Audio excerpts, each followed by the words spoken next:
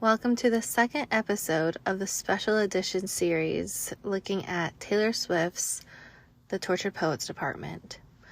In the first episode, we looked at the first 3 tracks, but if we keep that up, we're going to have 10 of these special edition episodes. So for this one, we are going to talk about tracks 4 to 10 and go on like that. So then we'll have a total of 5 special episodes.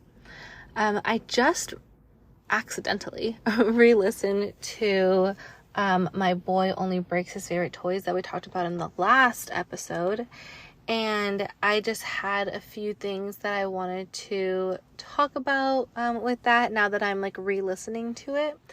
But that's what I love about this album, is that the more that you listen to it, the more that you understand it.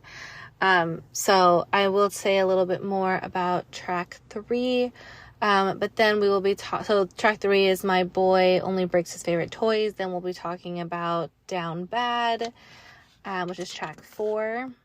Then So Long London, this is track 5. Well, you know the rest of it, right? We don't need to go through all of them. Okay.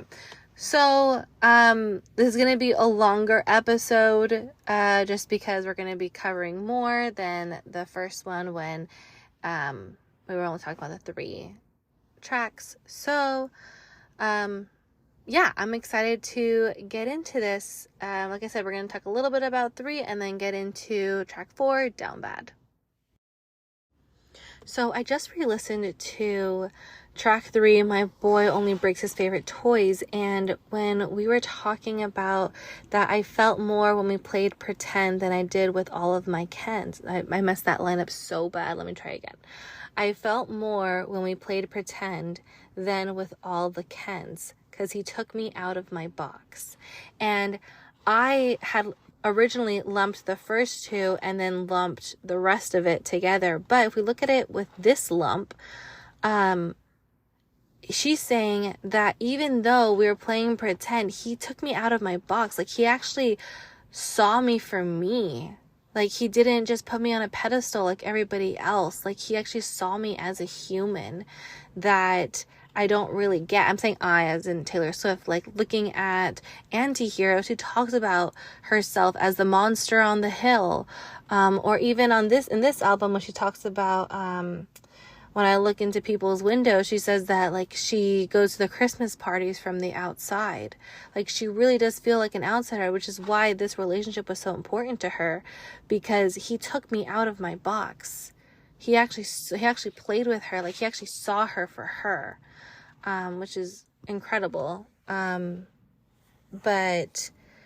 this is what I wanted to say too. When we played Pretend, I originally said in that first episode that, she had Pisces in her second house. But when I went to go re-look at it, she actually has Pisces half and half within. So looking at whole sign astrology, it would be in the second house. But it's actually half in her first house and half in the second. So that it makes so much more sense why she sees herself as a poet. Because like I said, Pisces in that first episode, Pisces are very poetic, and they are full of emotion. They do have these kinds of fantasies, and they do like to play pretend. These are traits of a Pisces rising, but she has these qualities in that first house, and that first house is all about the self. And yeah, it just made so much more sense. All right, moving on to Down Bad. Did you really beam me up in a cloud of sparkling dust, just to do experiments on? Tell me I was the chosen one. Show me that this world is bigger than us, then send me back where I came from. For a moment, I knew cosmic love. And so what I wrote here is that this sounds like an alien abduction, right? Did you really beam me up, experiment on me? That was I really this like weird thing that you just had to experiment? Like, you just had to I'm trying not to use the word experiment because that's what she used, but to run these tests. You just want to test me to see how I would react, to see if I was really human. And now that you're done with me, you're going to send me back where I came from. Yeah, so she's saying like she experienced this amazing experience just to find out that like it's over, it's done, you know? Okay, moving on. Now I'm down bad, crying at the gym. Everything comes out, teenage petulance. Fuck it if I can't have him. Might just die, it would make no difference. So teenage petulance, it means like teenage angst. Like she's like, I feel like I'm a teenager again, where nothing is coming out right. Nothing is coming out at the level that I'm at. It's all just coming out teenage petulance. And that's why she has this part in quotes that like a teenager would be like, fuck it if I can't have him, I might just die, it would make no difference, you know, like that kind of thing. Like she's saying like everything's coming out like that because that's how she feels, like that's how these emotions are. And I've always had this theory that one needs to get their heart like shattered, like broken beyond repair, and then that's when you find your soulmate. And I kind of think that Joe was this for her, like how she said, like he took her out of her box, you know, and that's why now everything comes out teenage petulance, where she doesn't even know where to go from here. Like she says, that's, I think if I keep reading, we'll see that. Down bad, waking up in blood, staring at the sky, come back and pick me up. Fuck it if I can't have us. I might just not get up. I might stay down bad. So, that's the part that I was talking about, I might not get up. Like, he hurt her so bad that, like, she's hit rock bottom, she feels, in, like, the relationship department, where is it even worth getting back up? Like, she's thinking that there's nobody else in the entire world that would take her out of her box. Like how I was saying it before in the third track. That there's nobody else. Like, she can't even fathom thinking about somebody else that could make her feel the way that she felt with Joe. And of course, we know now that she does. But when she wrote this, she actually felt that. She actually felt like, this is my rock bottom and I might just stay here. I might have to be okay with not ever having anybody. And I think this is why she wrote like the prophecy. We'll talk about that when we get there. But like, she is really going through it here. And I think that we can all kind of relate to this. Like I said, like, you have to get broken bad. Down bad. You have to get broken so bad that, because the way that I see it is that your heart needs to like break so that it can be open, so that you're willing to go into a relationship with an open heart. Because so many of us like put up all these walls to protect us, but when you're that vulnerable, when all of your walls have been shattered, you have nothing. Like, you're vulnerable in the way that only a special person could come and make it better. Moving on. Fuck it if I can't have him, down bad. Fuck it if I can't have him. Did you take all of my clothes just to leave me here naked and alone in a field in my same old town that somehow seems so hollow now? They'll say I'm nuts if I talk about the existence of you. For a moment, I was heaven struck. So she's painting this beautiful, this, I'm gonna say it. She's painting this beautiful scene for us where I can like picture her, like the spaceship just dropped her off, like threw her down on the ground. She's bleeding. She's in this field, like all like discombobulated, and everyone thinks that she's crazy because no one was gonna believe that a spaceship like abducted her and now brought her back down. And she's there lying naked. Like, that's what I'm saying. Like, she's so vulnerable. She doesn't have any of her protection. She, yeah.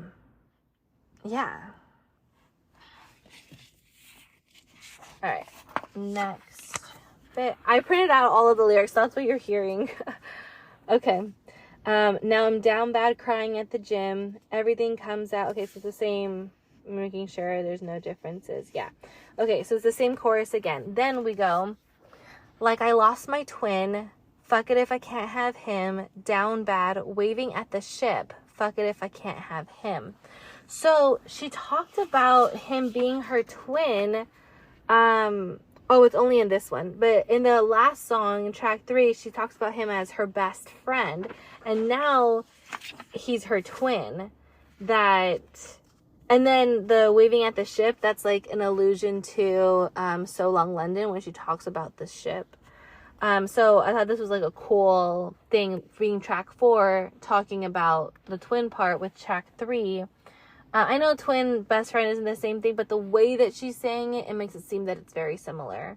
Or maybe I'm just projecting because my best friend who broke my heart, I felt like he was my twin too. So, but that could just be a me thing. Okay, moving right along. I loved your hostile takeovers, encounters closer and closer, all your indecent exposures. How dare you say that it's... She cuts herself off when she's trying to say over. And like, that's what I love about this album too, is the way that she says these words. Like in the World's Smallest Man, that one, like the way that she sighs before she begins, like the way that you hear the breath is incredible. It adds so much emotion to it. And here, like, it just cuts you. Like, the first time that I heard it, like, I wanted to cry. I feel like I'm gonna cry right now, like, thinking about it. The way that, like, she's so into it when she's like, how dare you say that it's, like, she's, like, wanting to say it. Oh, but she can't say that it's over, because if she says it out loud, then it's real. And like we just talked about when she says, like, I like playing pretend. And then we find out that she has Pisces in her first house. And like, oh my gosh. Okay. I'll build you a fort on some planet where they can all understand it. How dare you think it's romantic, leaving me safe and stranded. 'Cause fuck it, I was in love. So fuck you if I can't have us. 'Cause fuck it, I was in love. So, let's go through this. Hostile takeover. So we learned from the Tortured Poets department that he had some like mental health struggles. Then in the third one, he only breaks his favorite toy. So here's like the hostile takeovers, like with the breaking, you know. Encounters closer and closer. Like we kept getting closer and closer that we thought we were going to be together. That's why I think it's in track 3 where she's like, we fit too perfect. All your indecent exposures. This comes up in,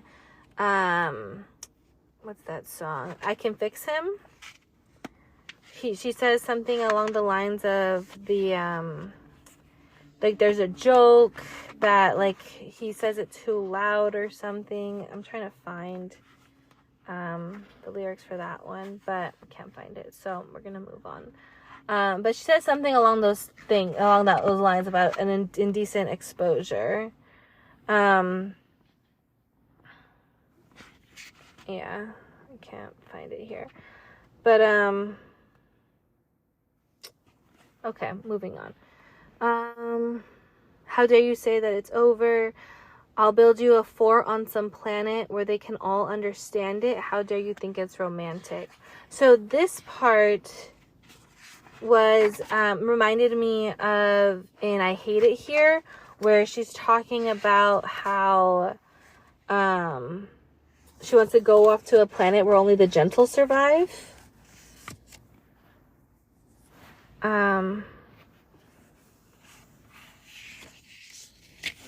Yeah, we'll just leave it there. Okay. I'll be able to do a fort on some planet where they can understand it. How dare you think it's romantic, leaving me safe and stranded. So I think it's just the whole thing of like the whole alien abduction thing, letting her go. So yeah, that's what I have for Down Bad. I'm gonna go look for those quotes and I'll be right back. Okay, so I got the quotes. So, and it actually came out even better than I expected. So the first one of all your indecent exposures, so that comes from that I can fix him. And I said the world's smallest man. I meant the smallest man who ever lived, so that was my bad. But it says the jokes that he told across the bar were revolting and far too loud. So like that's like indecent exposures. But then this one's the one that's wild. It's the song I Hate It Here. And so let me read you from Down Bad. It says, I'll build you a fort on some planet where they can all understand it. And then in I Hate It Here, she says, she says, lunar valleys, I hate it here, so I will go to lunar valleys in my mind. So lunar valleys, that reminds me of, like, if you're doing this whole alien abduction, that if you're thinking in this, like, alien, they, like, get inside her mind, right? She's in this alien abduction, an alien spaceship. She was abducted by this alien, and then she was able to, like, see these lunar valleys, so she's in her mind. When they found a better planet, only the gentle survived. I dreamed about it in the dark, the night I felt like I might die. No mid-sized city hopes and small town fears. I'm there most of the year because I hate it here. But that's like what she's saying here, that she's in this middle of this field. He just dropped her off, leaving her safe and stranded. But this is like where they could all understand it. And so that's why, like, she's, how dare you think this is romantic? Because this isn't romantic. You just left me, you know? But this is the day that she thought that she might die. She says it multiple times. I might just die. It would make no difference. So this is the night that she imagined this planet from I Hate It Here. All right. Moving right along. So long, London. Okay. So long, London. So long, London. So long, London. I see in my mind fairy lights through the mist. Oh, I forgot to say in the last one, the words that were like kind of gruesome. So it says die a lot, blood, naked and alone, hollow. Like the whole crazy stuff keeps coming up. Nuts. They'll say I'm nuts if I talk about the existence of you. Stuff like that. Okay. I saw in my mind fairy lights through the mist. I kept calm and carried the weight of the rift. Pulled him in tighter each time he was drifting away. So this first part, the weight of the rift, it sounds like a boat, no? And then when he was drifting away, she'd pull him back in. So it's like a lot of like ship imagery, and that's what she talked about in Down Bad, waving at the ship, because fuck it if I can't have him. Like, I had to let go of the ship. Then she says, my spine split from carrying us up the hill. Wet through my clothes, weary bones caught the chill. I stopped trying to make him laugh. Stopped trying to drill the safe. So this whole time she just wanted him to open up. That he opened her up and she let him in willingly, but he didn't want to let her in, and that's why they broke up.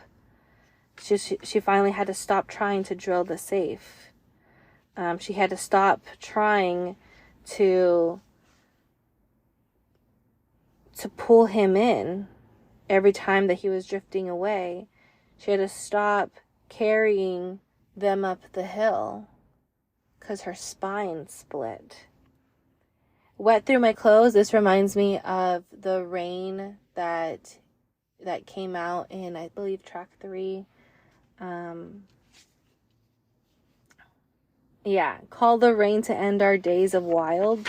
So now here she's saying, I'm wet through my clothes, weary bones caught the chill. And then bones, she talks about this in So High School. Then you saw my bones, that was somebody new. And going back to Dr. Esses's work of the women who run with wolves, she talks about bones as being the soul. That bones are the structural part of you that can't be broken. And if it is broken, it'll eventually find its way back to you. And that's how the soul is. That's what Dr. Estes says. But in my research, my research deals with the soul, mind, body, and spirit. And so then with my astrological training, what I've done is like pair everything up. And I'm going to look it up for Taylor right now to see what her mind is. But the soul is your sun. No, is it? No, it's your rising sign. So for Taylor, that would be Aquarius. And that actually makes a lot of sense if that's her soul, because Mastermind from the album Midnights, you can tell that is very much her soul. And I thought it was so strange that she performed that on the Eras tour, because it's such like a random song, but I think she wanted people to know that she is a mastermind, because that's what Aquariuses are. We're masterminds. Okay, so soul is the rising sign. Next, soul, mind. The mind is the Mercury sign. So let me see what her Mercury sign is. Her Mercury is Capricorn. Interesting. So Mercury, so her mind is Capricorn. So where her soul is like a mastermind, like Capricorn is very structured. So her mind is very structured. Interesting. Okay, then after mind, soul, mind, body. No, soul, mind, spirit, then body. So spirit, that's the sun sign. So that's Sagittarius. And then the last one is body. Body is your moon sign, and hers is Cancer. So she goes air, earth, fire, water. Oh my gosh, she's the Avatar. That's wild that she has one of each. Interesting. But the reason I brought this up was because she says it a lot. In my mind, I do this. In my mind, I do that. Even on the Eras tour, she talked about it a lot. Where she was like, when I wrote Folklore and Evermore, I wasn't sitting alone being a Catwoman. I was off in these imaginary places. So,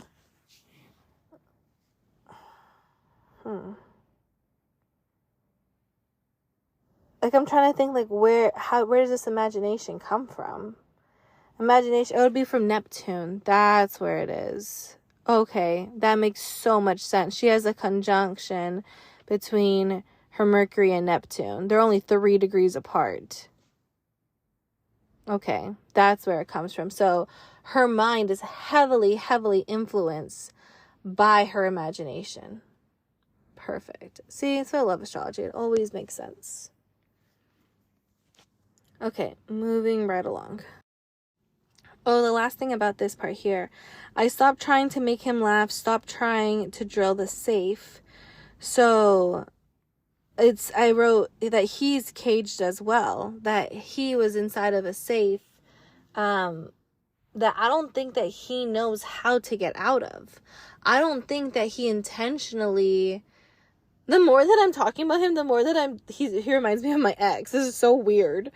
But I think that's like what the whole point about this is that he reminds us of all of our exes. And I think that's why we all love this album so much.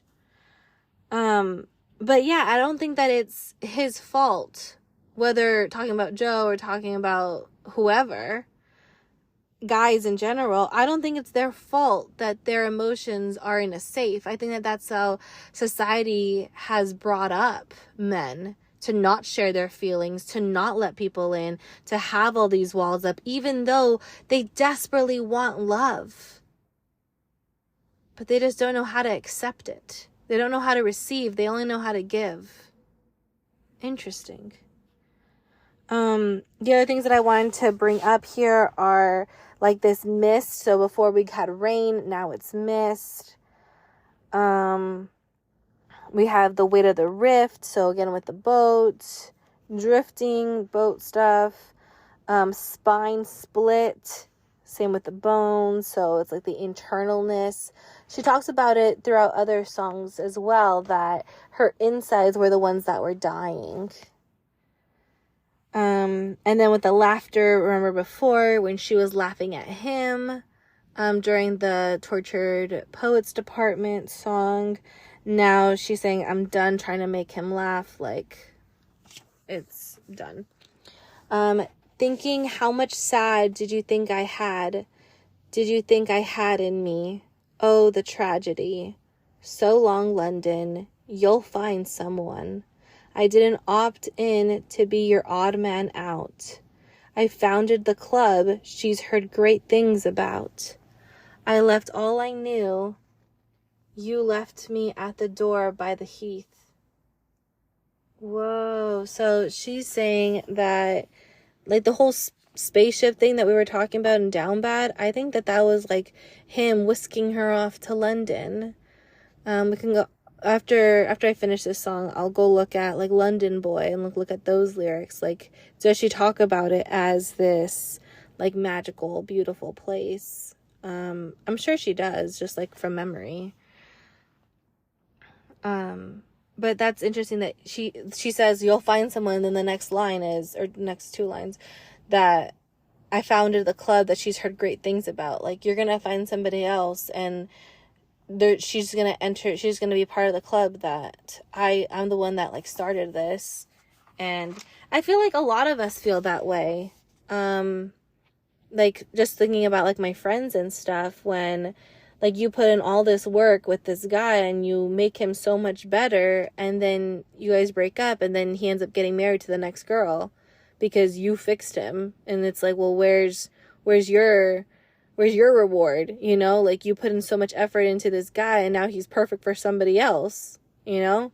And I think that's like what Taylor's kind of getting at here.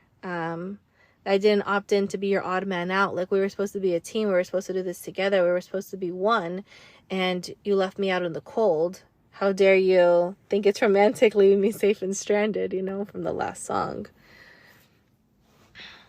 I stopped CPR. After all, it's no use. The spirit was gone. We would never come to. So she's talking about the spirit of the relationship, but like how I just went through her mind, body, soul, and spirit, her spirit would be her Sagittarius sun. And we read in track 3 that, I need to read it again because the way that she says it is so perfect. There was danger in the heat of my touch. So that's the spirit.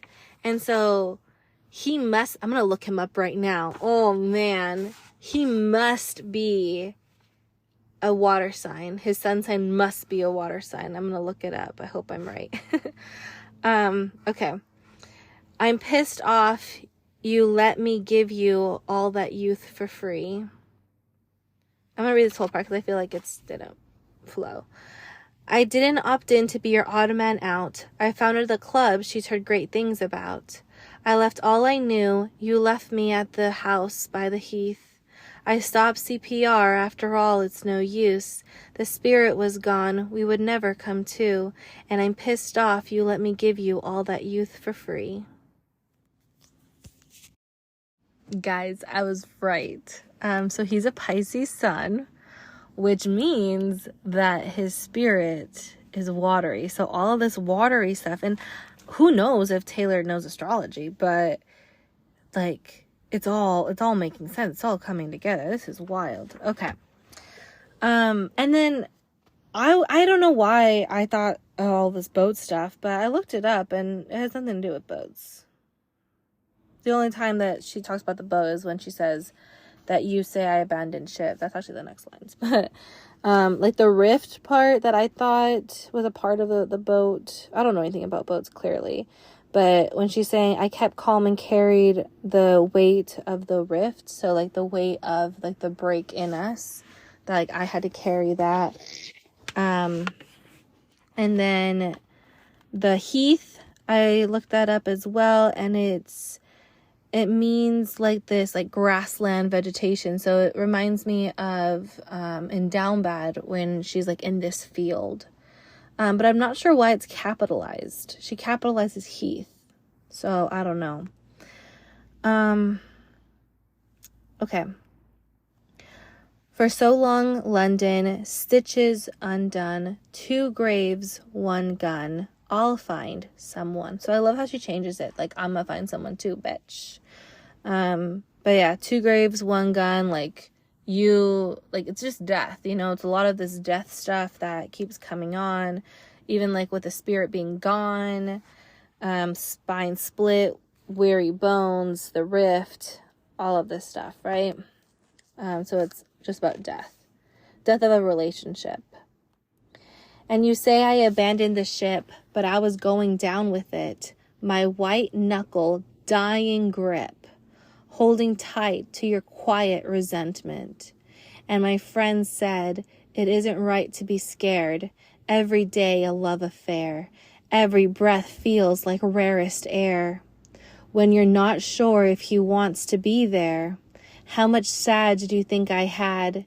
Did you think I had in me? How much tragedy? Just how low did you think I'd go before I'd self-implode, before I'd have to go be free? Sheesh.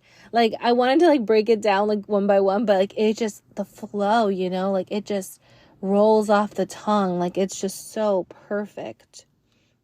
As far as, like, the pentameter, is that how you call it? I don't know. I haven't taken a poetry course in a very long time. But yeah, so let's go through this. So, abandoning ship, we get that part. Going down with it, my white knuckle dying grip. So again, with that dying death imagery, holding tight to your quiet resentment. So again, with that quietness that I talked about in that first episode, that she does a lot of this like quiet and then juxtaposes it with screaming. So this is a quiet song, the So Long London, and then you get like the Black Dog where it's just screaming, like she's just so angry. Holding tight to your quiet resentment. And my friend said it isn't right to be scared every day of a love affair. Every breath feels like rarest air when you're not sure if he wants to be there. I feel like that's pretty self-explanatory, right? Like, yeah, I don't have anything to say about that. So how much sad do you think I had in me? Okay, so here we go. Here, this is the part that I want to talk about. Just how low did you think I'd go before I'd self-implode? So she talks about this in a different song as well, that like she was dying inside, that she had no choice. Like she had to let it go because she would have died. So how low do you think I'd go before I'd have to go be free? And again, with that freedom. So here she's in this constraint. She's in this horrible situation where every breath feels like rarest air. That she doesn't even know if he wants to be there. And so she had to be free. She had to let go. Or else she would self-implode. You swore that you loved me, but where were the clues? I died on the altar waiting for the proof. You sacrifice us to the gods of your bluest days, and I'm just getting the color back into my face, and I'm just mad as hell because I loved this place. Of course, talking about London. But sacrifice us to the gods of your bluest days. So this is reminiscent of the Tortured Poets Department, where he has these bad days. He puts the spikes in the middle of the road. And that she died on the altar waiting for the proof. She's asking, where were the clues that you said that you love me, but where's the proof, you know? And it just goes back to this part where you're not sure if he wants to be there. So no one wants to be in a relationship like that where you feel like you're that alone. And then again with the anger. So before she ended it with, I'm pissed off and you let me give you all that youth for free. And now she's saying, I'm mad as hell because I love this place. For so long, London had a good run, a moment of warm sun, but I'm not the one. Like, how heartbreaking is that to admit it to yourself that you're not the one for him? Like, oh my gosh. And then she goes on to repeat the same chorus as before. So long, London, stitches undone. 2 graves, 1 gun. You'll find someone. All right. All right, and that's it for that one. So now we're going to move on to But Daddy, I Love Him. Okay, track 6, But Daddy, I Love Him.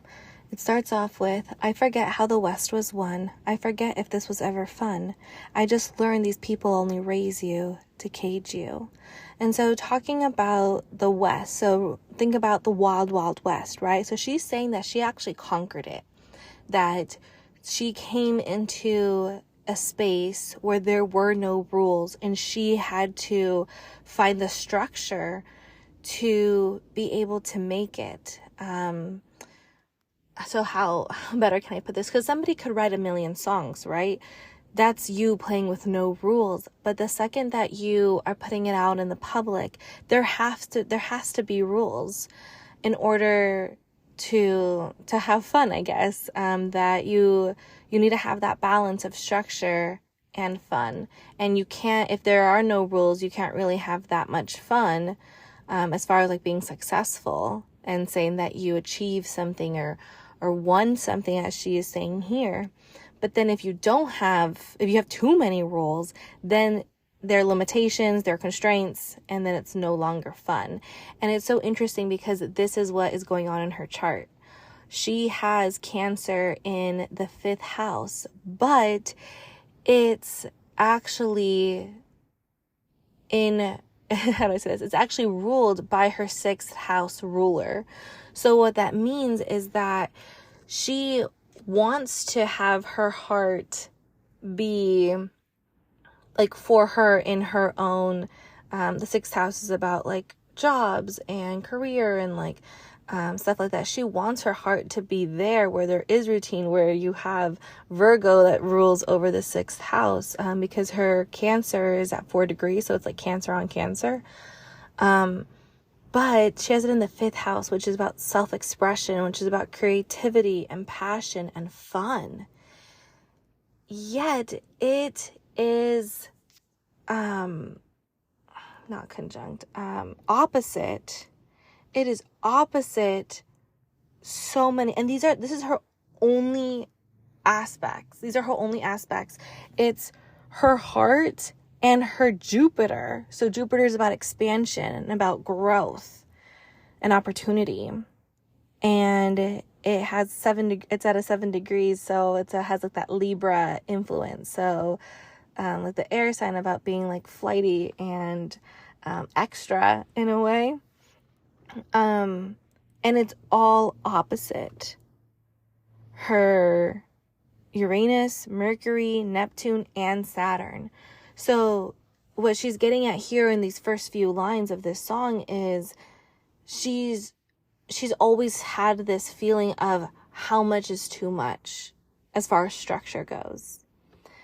And as far, not necessarily just structure, but about like her imagination. Neptune is about imagination. Uranus is about innovation. So how far can I push the envelope without going too far? And I think that's what's so powerful about this album, is that she is finally like loosening the constraints.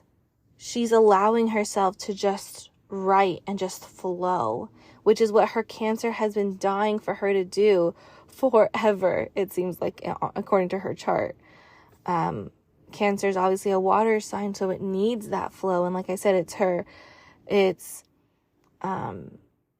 her moon is at 4 degrees, so it's that water energy on top of the water energy. Yet it's in the 5th house, which is ruled by Gemini, so it's that air and that water. And across all of those, I didn't even say what all those are in. The Uranus, Mercury, Neptune, and Saturn, they're all in Capricorn. And Capricorn is ruled by Saturn. Capricorn is about that foundation and that structure, and she has it in her 12th house. So like structure kind of scares her, and not necessarily like in a scary way, but like she can't have too many restrictions, because then she feels like she has no freedom, which is why this album, almost every single song talks about being caged, talks about not being able to be your true self, not being able to do the things that you want to do when you want to do them. So not having that freedom. And that's what we see specifically in this song. So people are trying to figure out like who is it written by and stuff, but I don't think it's written about anybody. I think it's about her against the music industry, or her even against her fans. Because as fans or artists think, it reminds me of an episode of Hannah Montana where she's going through all these different phases so that her fans don't get bored of her. Because once you have fans, you feel you have this responsibility to do what you think that they want you to do. And that's what Taylor's breaking out of here. This album represents her being her truest self, and look at all of the success it has gotten in the few weeks that it has been out. The next line, I had already read it, but we didn't talk about it. So, I just learned these people only raise you to cage you. So this is, it reminds me of that line, I don't know what song it's from, but she says that my pennies made your crown. That these people, they raised her just to put her up on a show, to put her in a zoo kind of a thing. You could think about like Britney Spears or Amanda Bynes, where they were young when they started off. They just grew up and then they put them away. They made them crazy, quote unquote, so that they didn't have to deal with them anymore. Once people made all the money that they could off of them, they were done with them. And that's what I feel like Taylor is pushing back against that. Especially the way that she says it. I just learned. Like, it's brand new news that I thought this whole time people were trying to help me and raise me for good, for just to help me, just to love me. But no, they were just doing it for the money. And she ends this verse saying the same thing. I just learned these people try and save you because they hate you. Because if they loved her, they would allow her the freedom to flow and to move and to not feel constrained. But that's not the case. That people are only trying to be there for you and support you because they just want the money, not because they actually care. So it's like so sad, no? Then in between these two that I just learned, that was in quotes, the parts that she's saying I just learned. Not that I just learned something. Okay. It says, Sarah's and Hannah's in their Sunday best, clutching their pearls, sighing, what a mess. So Sarah's and Hannah's, I feel like these are very common Southern girl names. And in the South, it's not like, are you going to go to church? It's where do you go to church? And so I think she's talking about it here, like people just do things out of obligation instead of doing what they want to do when they want to do it. So like even this is a form of constraint because they are obligated to go to church. So Sarah's and Hannah's in their Sunday best, clutching their pearls, sighing, what a mess. Clutching their pearls. So pearls is like tradition. It's money. That saying like, oh, like, I don't want to get messy. I don't want to be part of that. I'd rather be in my little box where it's safe. And Taylor's saying no. That she's done with that. She wants that wildness back. She wants to be able to I'm going to skip a verse just to say this one. Now I'm running with my dress unbuttoned. That she doesn't want to be proper anymore. She wants to just be. She wants to just be herself, no matter how messy it is. The next verse says, too high a horse for a simple girl to rise above it. So we all know, like, the adage of, like, get off your high horse, when people think that they're too good. And so many people have, like, artists or famous people that have met Taylor Swift, have always said that she's down to earth, that you wouldn't think she's this, like, mega superstar, that she is really just a simple girl. And so here it's saying, like, too high a horse for simple girls to rise above it, that people, like, may think, like, oh, hey, get off of your high horse. But she's like, I'm just a simple girl. Like, I'm not, like, you may think that I'm up there, but I don't. Like, I know who I am. I just want to be. I don't want you to put me on a pedestal. Like, just accept me for me. In Antihero, she talks about herself as a monster on the hill. And she doesn't want to be up on that hill anymore. She wants to come down to society and just be. She wants to be able to go to her best friend's wedding without people swarming her. She wants to just be human. So that's what she's saying there. And then she goes on to say, they slammed the door on my whole world, the one thing I wanted. And I wrote love, that she has said it time and time and time again throughout all of her albums, how much she wants, she just loves love, and she just wants to be in love. She just, everything about love she loves. But I don't think, now, like, reading it again, I don't necessarily know if that's what she means. I think it might mean, like, they slammed the door on my whole world. Like, this is like the caging. They slammed the door, like, she's, like, it's like, the imagery that's coming to mind is, like, she's a teenage girl in her room and they slam the door, and so she can't get out. She's stuck in this room.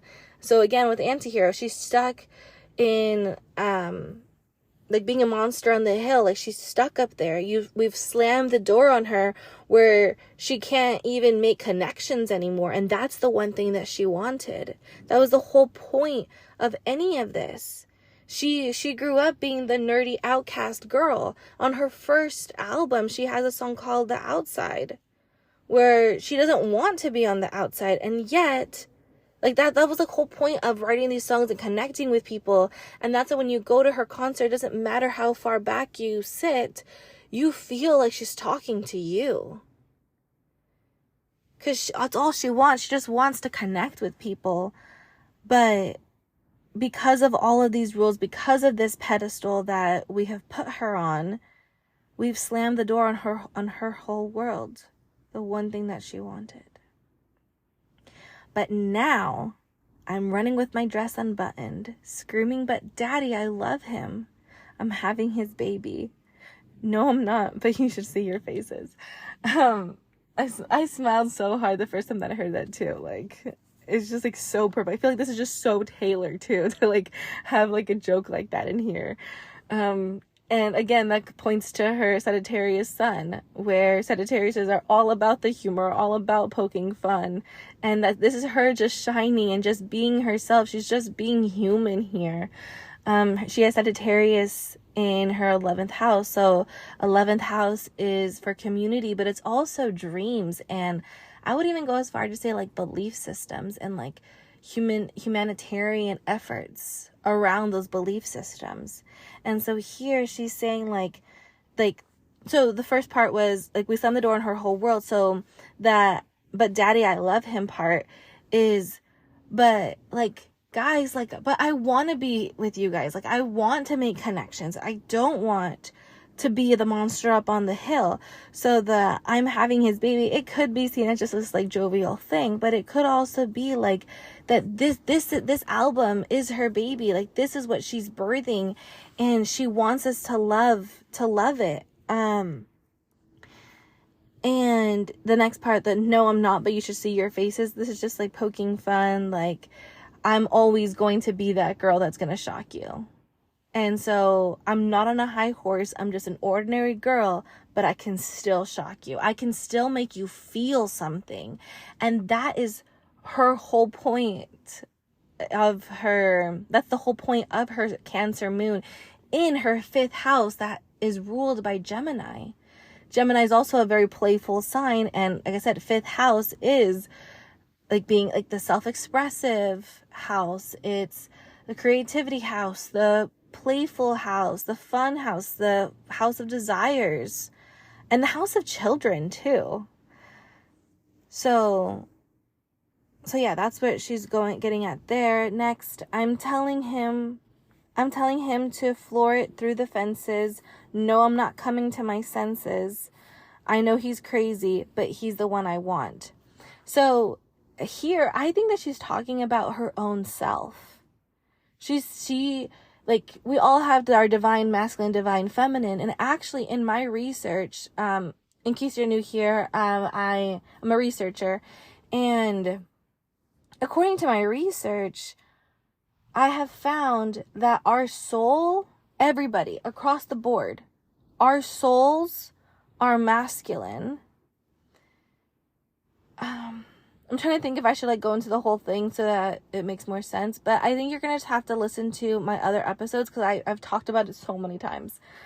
But I'll just briefly say that in order for God to be God, God had to separate God's self from the Holy Spirit. So the Holy Spirit encompasses everything. So that's why we say like with nature, like we say she for that. Whereas for God, we've always said he, and it's true. And God is our souls make up God, or God is our souls. This is in so many texts throughout the world, throughout culture, throughout time. It is said that God is soul and soul is God. So all of our souls are male. Then our mind is gendered. And then spirit, like I said with Holy Spirit, it's feminine. So her spirit is what is caged. And that's the part up here that she's talking about, of her being like a woman. And then here, I'm telling him to floor it through the fences. I know he's crazy, but he's the one I want. It's her soul.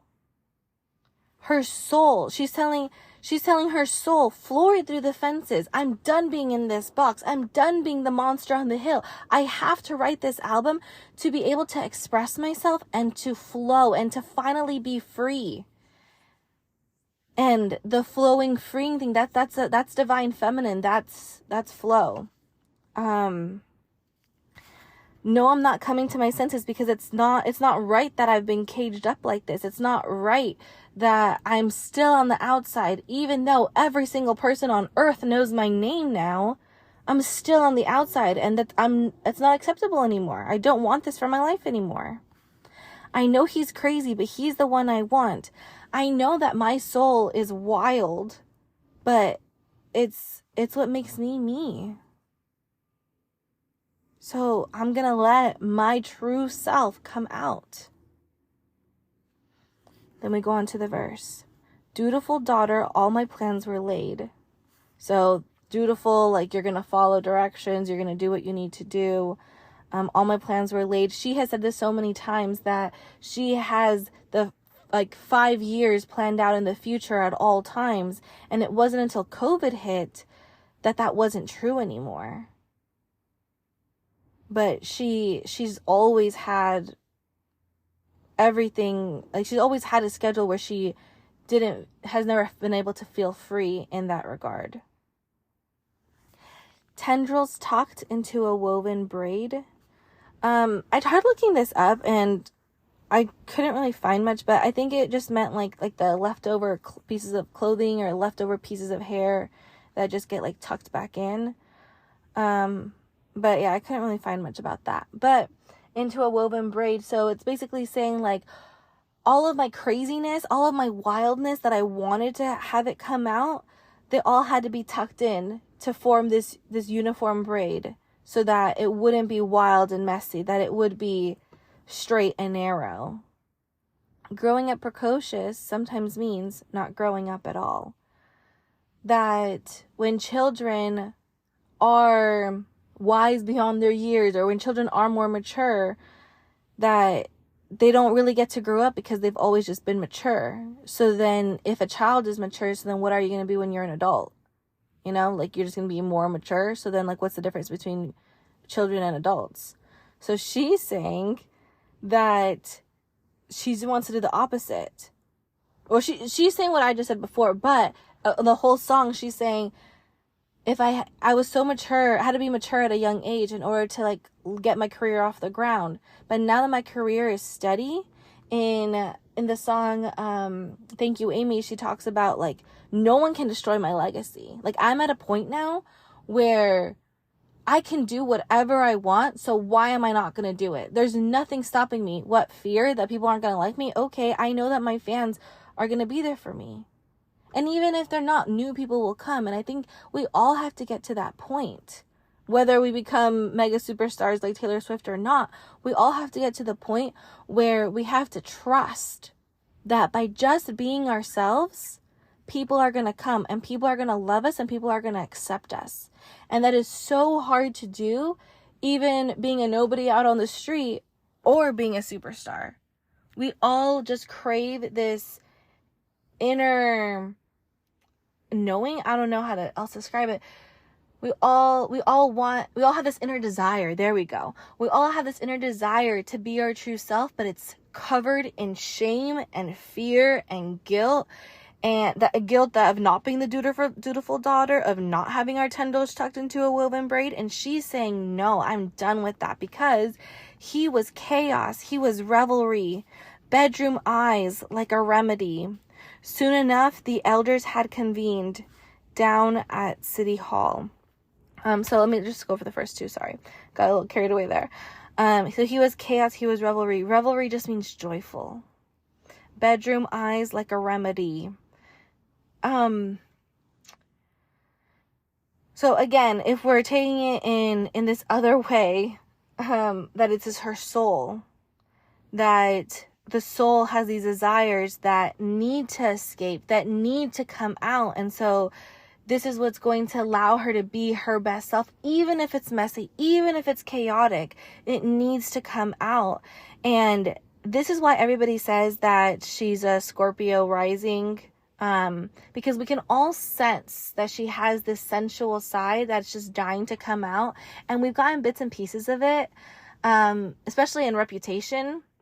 But ever since Reputation, all of her albums have had at least one track where she brings out this like sexy, this like kind of like hip hoppy, I would dare to say, like this other side of her that we've all come to really love.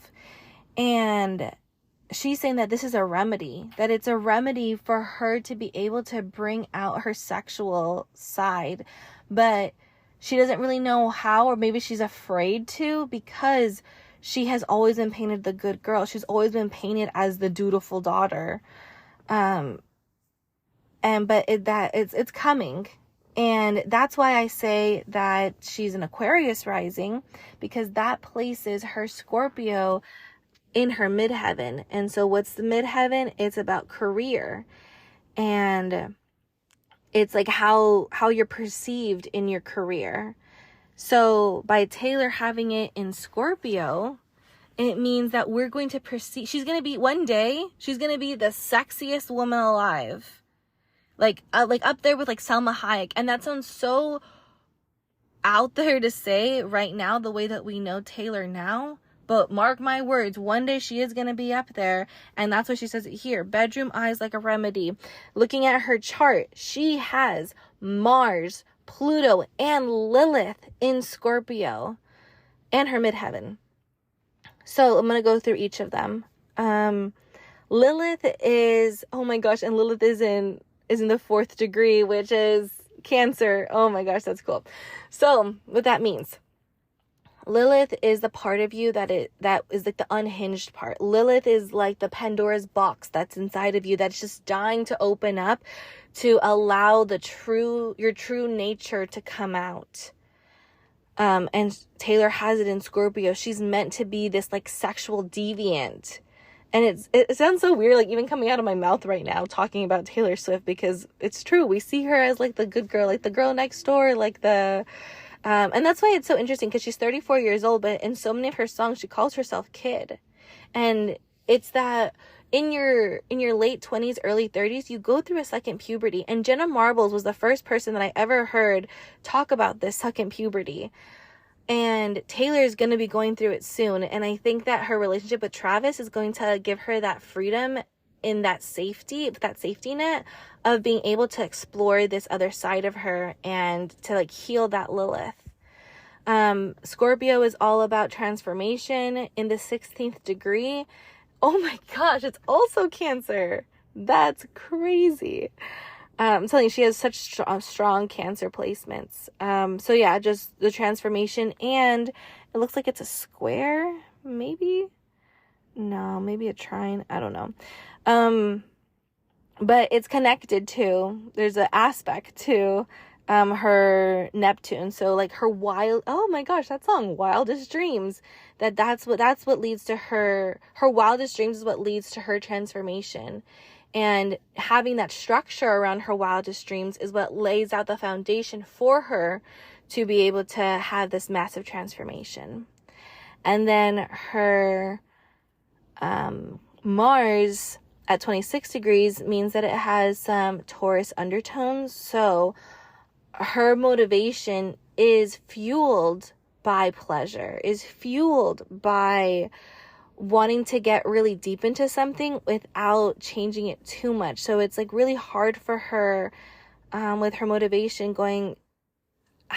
being in Scorpio, but having those Taurus undertones, because Scorpio and Taurus are opposite. Whereas Scorpio loves the change, loves the transformation. Taurus is scared, and it impacts her motivation, and it is conjunct with her midheaven at 24 degrees. So that's Pisces. Oh my gosh, so that's like oneness, wholeness, bringing everybody together, which is what she does. That's her midheaven, you know? Oh my gosh, I love astrology. I love how everything just like always comes out perfectly. This is so crazy too, because we are already 26 minutes just talking about this one song, and we're not even halfway done yet. Oh my gosh. Okay, so moving right along. Soon enough, the elders had convened down at the city hall. Stay away from her. The saboteurs protested too much. So yeah, people aren't going to be happy with it. She's already ready from it. Stay away from her. People aren't going to like it when her true self comes out, is what she's scared of. So that's why she has it in this song. She has it in the song of, oh, people aren't going to like me if I put this out there, but I have to put those fears aside and do it anyway. There's this great quote. I saw it off of Megan Batoon. She posted it on her Instagram, but it was like a post from somebody else that she just posted. But this is the first time that I have seen it, where she said, do it scared. We're always going to have something that scares us, but we have to know that we're safe, and we have to know that everything's going to be okay. If you're being your true, most authentic self, everything is going to be okay. Lord knows the words we never heard, just screeching tires and true love. So this part is so cool, because Lord knows the words that we never heard. So like I said, soul is God, God is soul. So her soul, which is actually Aquarius, it's your rising sign, that's your soul, knows the words that we never heard. So it's like God knows, God is the soul. God knows the words, like the soul, how do I put this? The soul knows the words, and the soul knows the way. Okay, there we go. So we each have our own path in life. The soul knows the way to go. It's just when there are people that are protesting against us, or people are screaming, stay away from her. People are convening down at City Hall telling you not to do it. These are all people inside her head. You know, like these are like those voices in your head that are like, oh, don't do this because then people are going to say that. Oh, you can't do that because then people are going to say this. And then we stifle our own self. So here she's saying, I'm gonna use soul instead of Lord. Soul knows the words we never heard. We never heard all the good things that people say about us. We never hear when we're actually doing a good job. Like, we never compliment ourselves. That's the other way that when people say that she's a Scorpio rising would make her midheaven in Virgo. She's not a midheaven Virgo. A midheaven Virgo would never release an album like this, because a midheaven Virgo would have too many restrictions placed on oneself. And so let me see where she actually has Virgo, according to me. According to her chart. Like, I still put her birthday, you know, everything's the same. It's just the time that's different. So here she has Virgo between her 7th and her 8th. So it's a little in each. So this would make more sense, that she's more of a perfectionist when it comes to her in love, and like, oh, I don't want to make any mistakes. She talks about that in a different song where she's like, oh, I think it's the next song in Fresh Out the Slammer, where she's like, now that I know something, that it's not gonna, man. Oh, here we go. Ain't no way I'm gonna screw it up now that I know what's at stake. There we go. That's a Virgo in the 7th house, where you're constantly worrying about making a mistake, constantly worrying about losing somebody. That's definitely there. In the 8th house, the 8th house is more about like sex. Oh, there we go again. So even more proof that I'm right. That Virgo in the 8th house. The 8th house, what I've learned over the years is that the 8th house, whatever you have in it, you're meant to do the opposite. So her having Virgo in the 8th house, Virgos are supposed to be the virgin. So it's saying like, oh, you can't show that sex side of yourself. So I'm saying you have to do the opposite of that. So let me do a different example. If you have, there we go, Capricorn in the 8th house, then you're meant to do the opposite of it. So you're not meant to like be so ordered. I shouldn't have chosen an earth sign, because it's very similar to Virgo. So that was a poor example. But just talking about Taylor Swift's chart, I don't know why I keep trying to bring other examples in. She's meant to do the opposite. So she's meant to allow that sexual energy to come out. That's all I meant to say there. Okay, moving on. Just screeching tires and true love. So screeching tires could be like something wanting to stop, but you have this true love, so you can't really stop, so you're just gonna keep going. Maybe? I don't really know there. And I'm running, so back to this, and I'm running with my dress unbuttoned, scream, but daddy, I love him, I'm having his baby. No, I'm not, but you should see your faces. I'm telling him to floor it through the fences. No, I'm not coming to my senses. I know he's crazy, but he's the one I want. So it was so funny, because somebody on Threads, they were like, imagine if she named this song I'm having his baby instead of but daddy, I love him, because then we would have a couple of months screaming like, oh my gosh, is she having a baby? Because I honestly, after Folklore, I thought for sure she was having a baby. Like, Folklore, she talks about it like if she was gonna have a baby, and then shoulda coulda woulda in Midnights, it sounds like she's having it, like she had a miscarriage, that this baby is up in heaven that is never gonna come into into this world, and how sad she is that she's never gonna get to experience that. So yeah, okay, moving on. It's funny because this song, how it starts off with like the structure and the fun, and I'm having so much trouble having structure with my thoughts on this song, because I feel like there's just so much to say.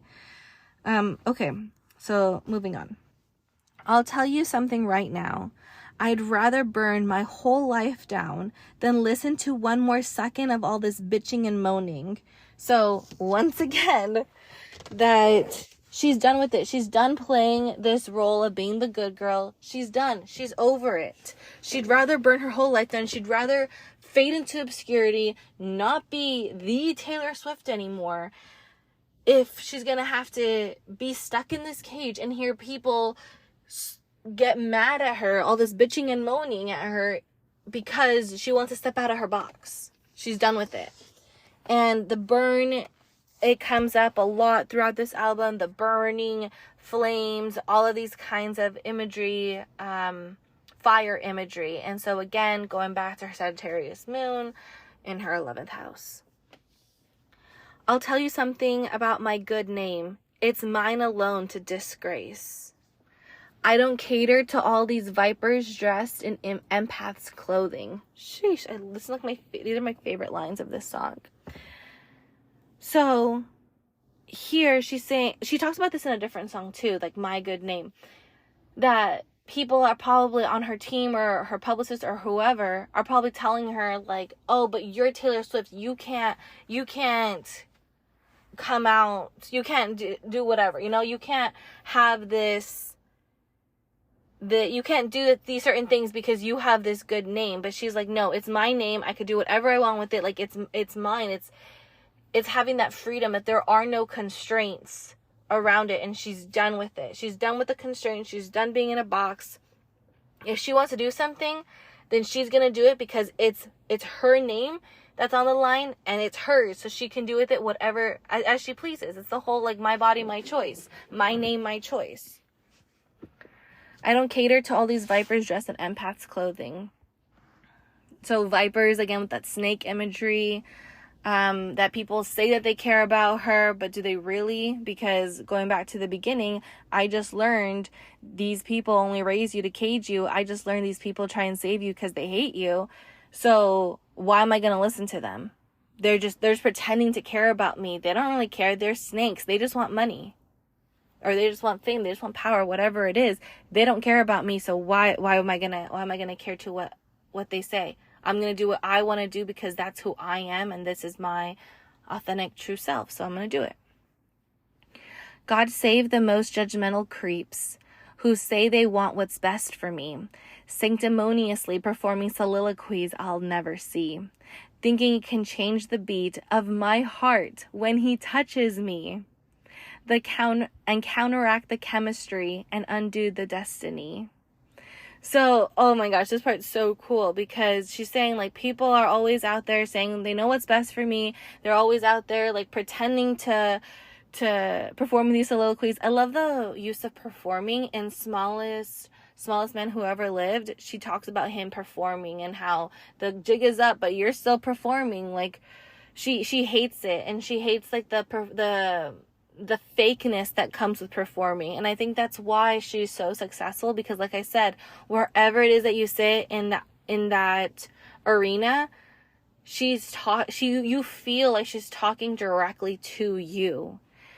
And yeah, so it doesn't like, it's, how do I say this? It's not, she's never been fake on stage. She's always her truest self on stage because she feels free. She feels like she can be. And that's why when I first saw the Eras tour on Disney Plus, I was the first thing that I thought of, like, wow, she seems so free. She embodies freedom, I even said. But you think that, like, oh, performing these soliloquies that I'll never see, that you think that that'll change the beat of my heart when he touches me? And again, the he is the soul.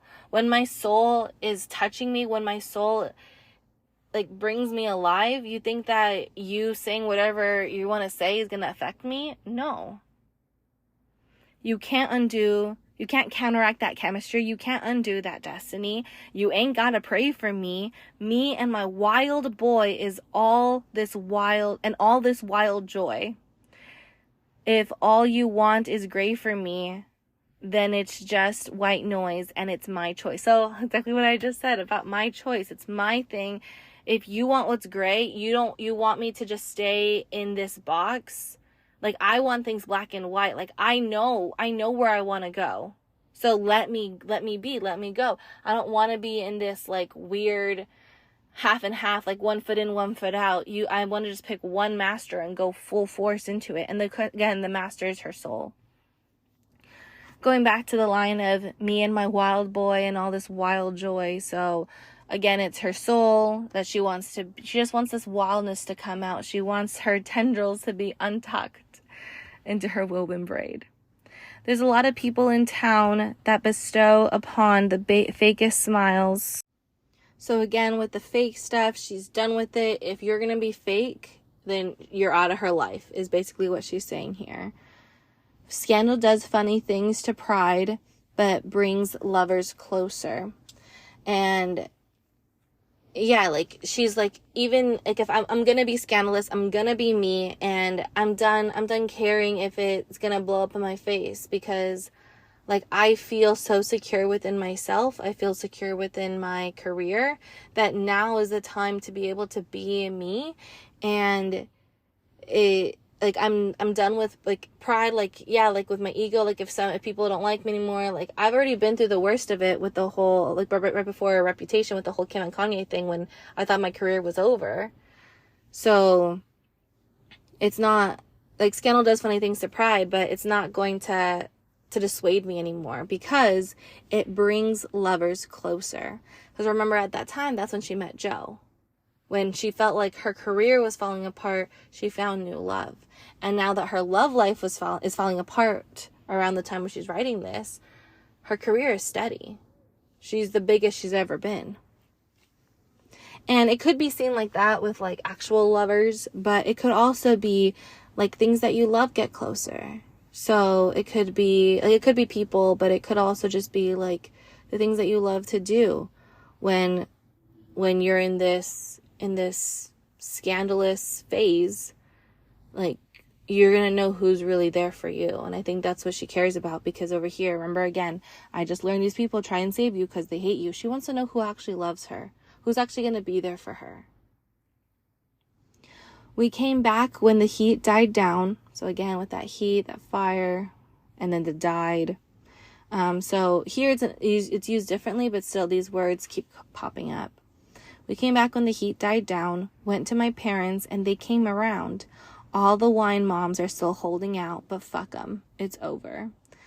So as long as the people around her care for her, that's all that matters. Everybody else, fuck them. It's over. Now I'm dancing in the dress. Now I'm dancing in my dress in the sun, and even my daddy just loves him. I'm his lady. It's so hard not to sing it. I'm his lady, and oh my God, you should see your faces. Time, doesn't it give some perspective? She talks about perspective a lot in these songs, so we'll get to those when we get to them. But it's interesting how, like, now she's becoming more mature, because I feel like that's a very mature thing to say. Like, time, doesn't that give perspective? And it's true. Like, you feel like your whole life's falling apart when you're in the middle of a scandal, but then when time, like, it was probably the best thing for her to be able to go through this and be able to rise up like a phoenix. And now look at her, you know, it honestly skyrocketed her. And no, you can't come to the wedding. So that's referring to the whole Jack Antonoff's thing, that people were like swarming her. So she's like, no, like, she's drawing the line, you know, it's about the boundaries, which is what she has been trying to figure out this whole time. Like, how do I put these boundaries? And I think at the beginning she might have been scared that people weren't going to like her, because a lot of people didn't. That's why she wrote songs like Mean, you know, when she was really young. And now she's saying, I don't care. Like, I want to be able to form these connections. But I think that's why she had to be the monster on the hill, like she calls herself, because she was scared of people who didn't like her. Okay, moving on. I know he's crazy, but he's the one I want. I'll tell you something right now. You ain't gotta pray for me. Me and my wild boy and all this wild joy. He was chaos, he was revelry. If all you want is gray for me, then it's just white noise and it's my choice. And then just goes on to say but daddy, I love him. So yeah, that's this song.